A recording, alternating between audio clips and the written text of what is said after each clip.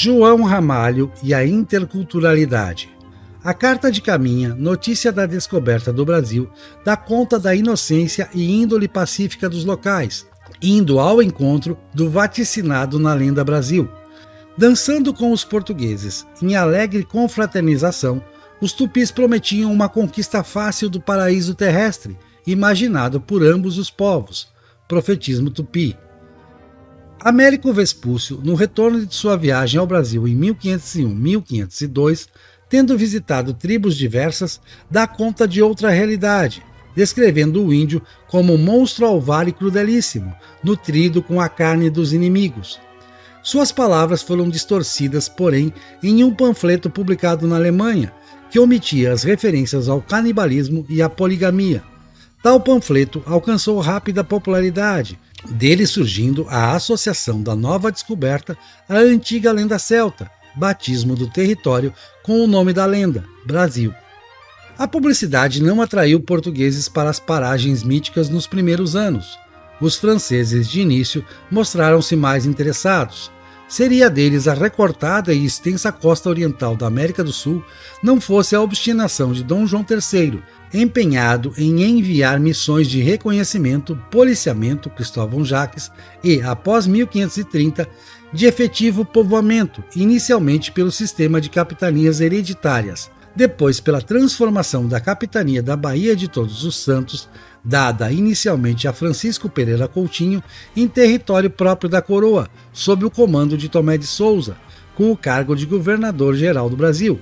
O apoio a seus sucessores, notadamente a Mendes Sá, responsável por feitos militares notáveis, garantiria a posse efetiva do litoral brasileiro da Paraíba a São Vicente, conquista estendida a partir do final do século XVI. O primeiro empreendimento do interior, porém, não foi obra estatal. Partiu de um lançado, não se sabe como nem porquê, chegado ao litoral paulista em data imprecisa da década de 1510, João Ramalho. Coube a esse cidadão português de modos brutos, possivelmente judeu, fundar Santo André da Borda do Campo em sítio de localização exata incerta, porém no quadrante sudeste da atual região metropolitana de São Paulo, não no centro da atual Santo André. O nome Santo André é devido à fundação de uma capela pelo padre jesuíta Leonardo Nunes, desafeto de Ramalho, em 1550, onde já existia o pioneiro povoado interiorano, obra do lançado, habitado por alguns portugueses e número maior de mamelucos e índios. Em 1553, Tomé de Souza, em visita à capitania de São Vicente, concordou com a elevação de Santo André à vila, exigindo de João Ramalho sua fortificação e o levantamento de um pelourinho à custa deste. Em carta ao rei, o governador-geral fez ligeira e elogiosa descrição do lançado, natural do termo de Coimbra, que teria muitos filhos, netos e bisnetos. Na missiva, Tomé de Souza ressalta ainda o fato de Ramalho não ter cabelos brancos, apesar de idoso, pelo menos 60 anos, e ser bem disposto, capaz de caminhar 9 léguas, 54 quilômetros, antes de jantar. No ano seguinte, é fundado o Colégio de São Paulo de Piratininga pelos jesuítas Nóbrega e Anchieta. Ao redor do empreendimento missionário, surgiria novo povoado interiorano, elevado à vila em 1560 por Mendes Sá, que ordenou concomitantemente a extinção do povoado e vila de Santo André, seus moradores todos transferidos para São Paulo, inclusive, a contragosto, João Ramalho. Manuel da Nóbrega, superior dos jesuítas no Brasil, alheio às desavenças entre seus comandados e João Ramalho, tinha especial apreço por este. Queria casá-lo oficialmente com Bartira, filha de Martim Afonso Tibiriçá, índio com título de nobreza, mas recebeu más notícias da metrópole. A esposa do lançado ainda vivia. A lei da igreja, interditando a bigamia, era respeitada. No testamento de Ramalho, Bartira constou como criada. Em 1562, João Ramalho é feito capitão-mor para a guerra em São Paulo. Nessa condição, lidera a defesa da vila contra o ataque de Jaguaranho em 9 de julho daquele ano. O agressor liderava um grupo de guaianás, ou guaianazes, provavelmente povos Gês. Os odiados jesuítas eram o alvo. O velho capitão deu conta do recado, salvando a vila, dali em diante símbolo da conquista dos sertões, cujas gentes seriam responsáveis pelo povoamento de mais de meio Brasil, da província de São Pedro, Rio Grande do Sul, ao Amazonas. Eleito vereador em 1564, Ramalho desentendeu-se novamente com os jesuítas e recusou o mandato, retirando-se para uma propriedade rural no Vale do Paraíba. Retornou a São Paulo para morrer em 1580. Recuperado como herói fundador pela historiografia paulista do final do século XIX e início do século XX, teve o nome gravado no hino do estado de São Paulo. Tido como grande povoador, são-lhe atribuídos filhos com mais de 100 índias, provavelmente um exagero. No entanto, também é provável que tivesse descendentes de outras nativas além de Bartira. Outros aventureiros subiram a serra a partir de São Vicente e Santos, levando São Paulo a contabilizar 150 habitantes brancos ou mamelucos em 1589.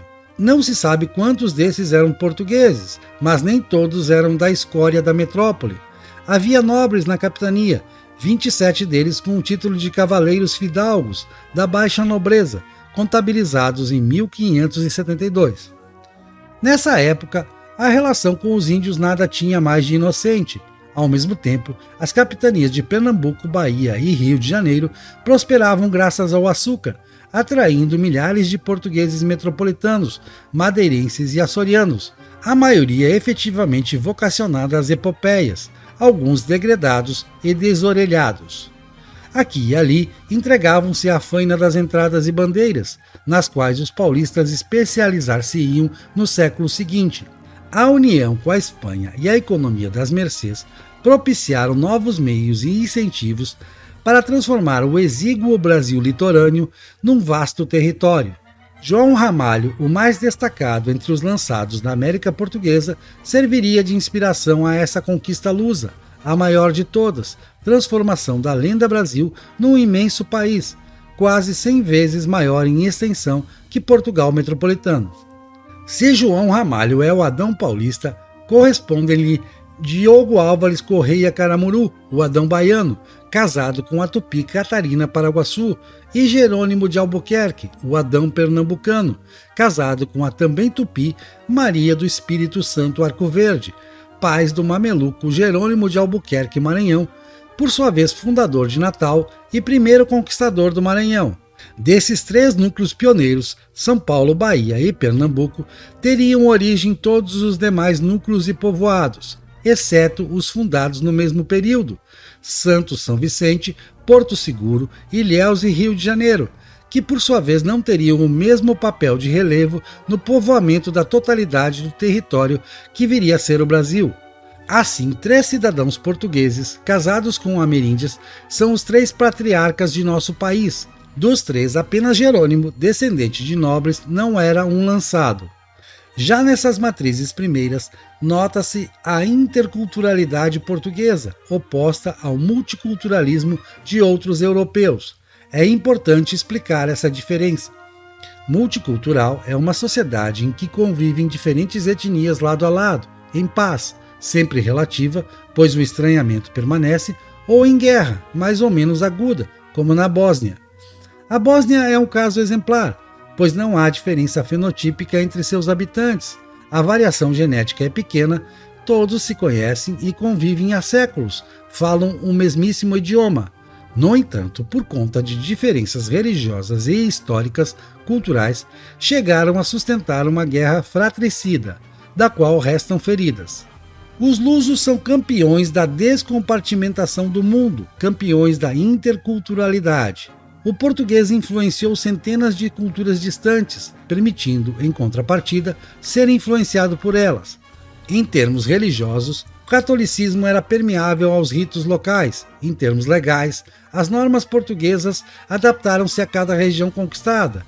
Em termos de costumes, entregaram-se à farta tanto à miscigenação quanto à culinária e ao comportamento dos povos descobertos. Dominadores, sim, mas propensos a fusões com os dominados. A preocupação com a pureza de sangue, presente nos ditames da Inquisição e nas escolas dos jesuítas, foi mais teórica do que prática, vencida pelas conveniências e por uma contradição óbvia. A cultura lusa era por si a mais bem acabada expressão da interculturalidade, caldeirão étnico sem par na Europa quatrocentista. Nem por isso o amálgama deixava de ter uma identidade, a identidade lusa, não inferior às culturas alemã, francesa, castelhana ou veneziana.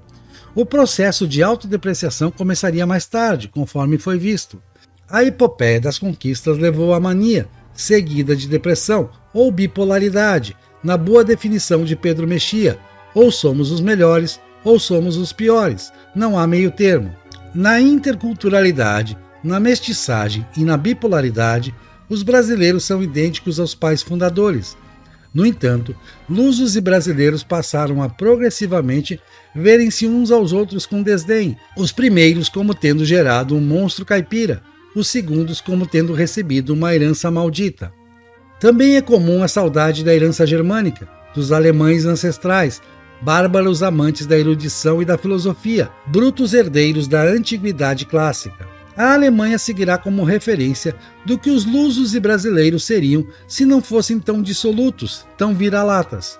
A propensão à interculturalidade é o atributo luso mais admirável, responsável também pela manutenção do império diante da cobiça de nações europeias mais fortes, como França, Espanha, Inglaterra e Países Baixos, nos séculos seguintes aos descobrimentos.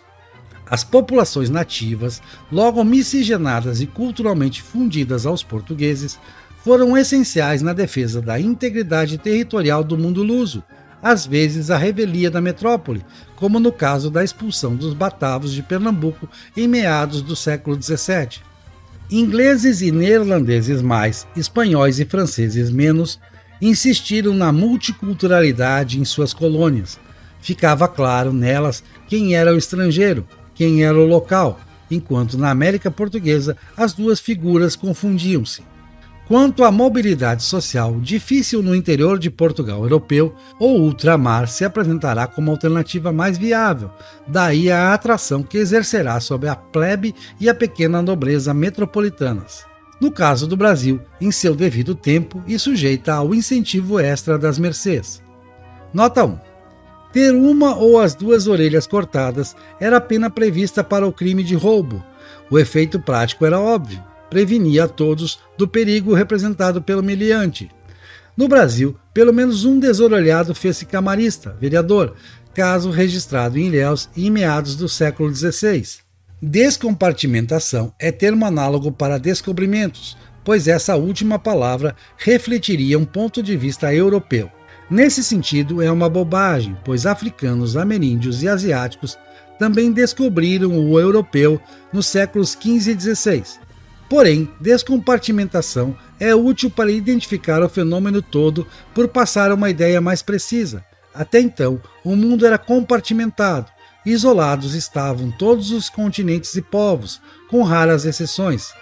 A partir dos portugueses, ocorre a descompartimentação, que também pode ser chamada de globalização.